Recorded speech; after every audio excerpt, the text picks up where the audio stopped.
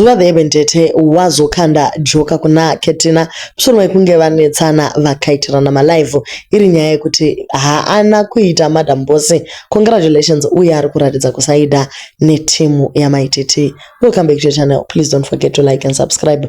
Wotoshaya kuti ko tinorwirei, madzimai ari kurwirei chaizvo. So kuri kunzi musikana haana kuita Madam Bossy. Congratulations yekuenda kumabiti. Apedza ipapo akaisa picture ya Beyonce ndokuti munogona kunoona dress iro kumarana fanai kubata makadai. Snake family yakabva yaenda pama comments ichibva yati waneta nekusuka matoilet, you are not relevant at all. So ndo saka wakuramba uchingomera chiMadam Bossy pamuromo pako. If you do not speak about her, then you do not have content and you are irrelevant. So ipapo ndo paakabva aiwa guys, inini naMadam Bossy we have our own issues uye handifoswe kuita congratulations kana ndisingafeel like.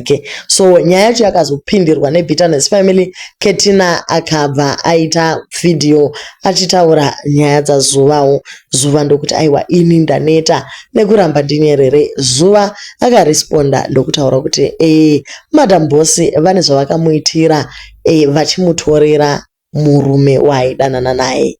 Ndo reason hombe yaataura yekuti iye haadi kutaura nezvaMadam Bossy uye hava support. Imini dambudziko renyu nderekuti Zuva uri kuzvitaurirei? Ndiri kuzvitaura because muri kuramba muchiti Zuva, why are you not wishing this one congratulations pamusana pei? I am not wishing you congratulations because ndakasvirirwe murume. I have healed, thank God. Ndo mashoko aZuva ari kuti iye atomova oni uye haachatarise that direction, but ari kungotaura kuti zvinhu zvakamurwadza ndo zvinoita kuti asakwanise kutaura nezvemusikana anga ari kumabiti. Papedza ipapo ndokubva azoresponda kuna Ketina nekuti Ketina akamuti uri mubvandiripo, wairwira imba yamai nastepfather kuti chii chacho iyo yanga isinei nekuti iwewe baba vako vakaishandira. Ndokubva Zuva aresponda akati chikokeana chekutanga unokwana papi panyaya dzangu? Ndiwe ani unondibvunza? Who died and made you God? Munonditi mubvandiripo? Ko Brandon asimboti chii? Asala Msika? Yes I am. Ko iwewe mai wako sekuru Dotonya muri chii? Chibishu changu chaunotaura wapedza here kuita mai vemarudzi ese? Unondiseka nekusvora kuti I left an abusive man. Iwe baba Brandon aisadzura muriwo mukugarden achikuzvambaradza pamberi peNorton ukangosiya wani and lived to tell everybody about it on the internet. Baba Domza vakakutamba tenenya ukaita sei? You are an official munhu asina kukwana because of abusive men. Years later you still talk about them, yet here you are telling me to keep quiet about my head. I swallowed my pride, cried out for help. You watched your own sister akashama in front of the internet and you left the chat room. Unondita man attention seeker. Naiwe who dances akashama in front of the camera and spreads manoodles ake chaiwo. Zviri nani kugeza chembere nekuita madhumbe pane kudira vanhu masiwo yes and make stars from bullying parents and children. Wakadurura 3 straight years pano, nobody said anything. Ini ndodurura 1% and you start throwing your toys out of your crib. Zvinonaka zviri kwashuka ka? I was heartbroken, abused, betrayed and silenced. That's why sometimes we have outbursts. Iwe you went over a jacket and a wig and you call me petty. Iwe unokwana papi? Don't tell me I'm a bad mother and how to raise my kids. Yes, I'm absent. Iwe unotombori nechipo chekurera vako every day utori nani? Let my kids know that their mother had a fair share of abuse and that time and time again they abused and betrayed will behave abused and betrayed. Vanopenga. Your kids will grow up knowing mai vaitamba njuga nechibereko and the only reason they are alive is because mama needed papers and had the audacity to call us vana vangu vemapepa pa internet. Chekupedzisira ichi choti I'm alive because mai vakabatwa nemweya wechibishu and I happened. You practice colorism amongst your own children, celebrating uyu mukaradhu. You loudly praise the white dad for sticking around and shaming the other black dads, and you wonder why Dangote deliberately stays off camera. Fix yourself. Your koko ya muinayo in the world and your nose is in my business. Yes, I have failed in life, like you say, but I'm doing something about it. You will do something about your bloodline and your hairline. Out here looking like a bounce to take back off. This is not about you.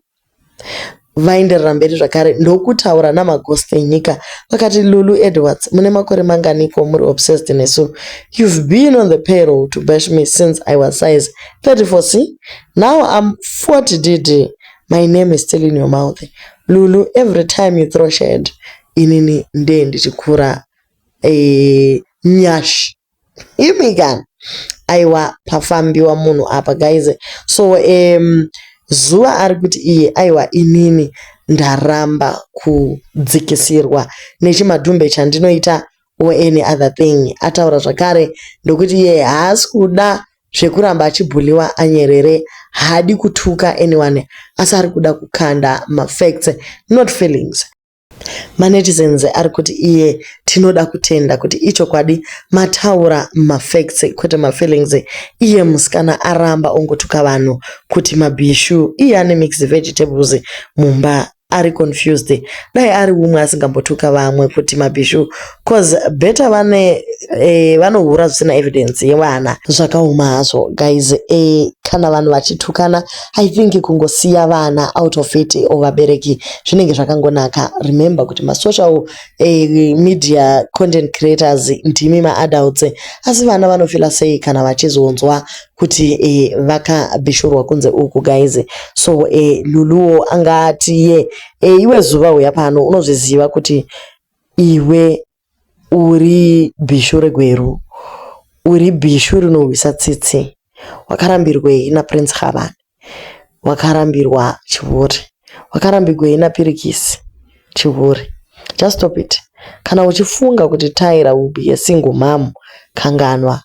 Ndosaka usina baba, uchiramba wakabatirira sena kwa Khabane.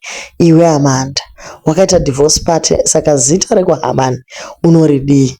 You betrayed your best friend Kamchacha, ukamutorera munhu wake, ukavatwa, ukaitirwa mavisa. Hauikusoda here naiyo?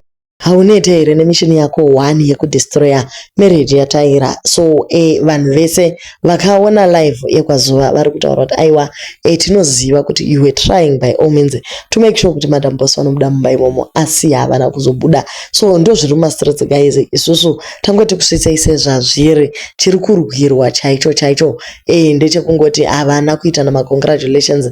Vanhu ava vanozivana vakambotamba vese. Zvangofanana nedzimwe nyaya dzaunotoona kuti these people were friends kumashure, mai Maketen namai Titi. Nyaya dzacho ukada kudzipinda unogona kutozongoita confused kuti kochii chakaitika, nekuti vanozivana nezvemukati nezvekuseri. So isusu tiri kungoti sevanhu vanozivana vakambotamba vese dzimwe nguvawo it is not necessary. If you have moved on, aiwa unofanira kutongoignore nyaya dzacho tosiyana nazvo, because it does more harm than good. Tozvinonetsawo kuZimbabwe wedu tinongoramba tichingorwa kuma content creator uku kuchambofa kwakaita peace. Amen. Toda kuti tironge kana kabrai chekuti ma content creator yese auye vamboisa zvombo pasi kumbodyiwa nyama vanhu vafare vombobvunzana kuti kochii chatinorwira. Unogona kutongoona kuti aiwa hapana zviripo. Remember umwe nomwe ane audience yake, ane vanhu vakewo vanomusupporta, saka hapana chaicho tinorwira. Do leave your comments on what you think.